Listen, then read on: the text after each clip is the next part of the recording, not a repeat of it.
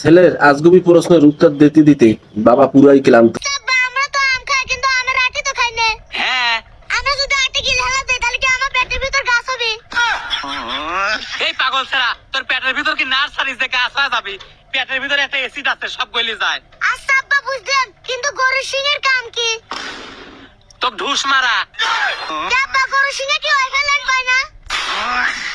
তুই কি পাগল রে বেটা? আব্বা, আমি পাগল না, তুমি পাগল। গরু সিং তো রাউটারের মতনই, তাহলে ওয়াইফাই পাবি লোকে। আরে নিডির বাচ্চা, তোর মাথায় কি গোবর ভরা নাকি? লজিক আছে।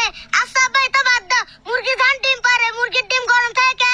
মুরগির পেট গরম থাকে, তাই ডিমও গরম পারে। আচ্ছা আব্বা, মুরগি যদি ফ্রিজে থুই তাহলে কি মুরগি আইসক্রিম পারবে নি? এ থাম, আরে একটা কথা কবুল তুই। আব্বা, আর একটা শেষ প্রশ্ন। ক শুনি। আচ্ছা আব্বা, আমার ঘরে ফ্যান যদি উল্টো করে লাগাই তাহলে কি হেলিকপ্টারের মতন ঘর উড়বে নি? ঘর হেলিকপ্টারের মতো উড়বি নাকি জানি না, কিন্তু তোকে আমি বেলুনের মতো উড়বো না। দাঁড়াও আব্বা, আরেকটা কথা শোনো। আর কি কব তুই? আচ্ছা আব্বা, আমরা ঘুমানোর সময় যদি কানে তুলোতে ঘুমাসি, স্বপ্নে যা হবে সেটা আমরা শুনতে পারবো লয়? তোর যে প্রতিভা, তোকে নাসায় পাঠানো উচিত, কিন্তু তার আগে তোর একটা এক্সপেরিমেন্ট করবে চাই। কি এক্সপেরিমেন্ট আব্বা? মানসিক গোয়ার পর লাত্তি মারলি মানুষ সরি কয় কি দিয়ে? গোয়া দিয়ে না মুখ দিয়ে? আব্বা, গোয়া কি কথা কবি পারে? গোয়া কথা করে পারে না, কিন্তু সরি করে পারে, দেখু।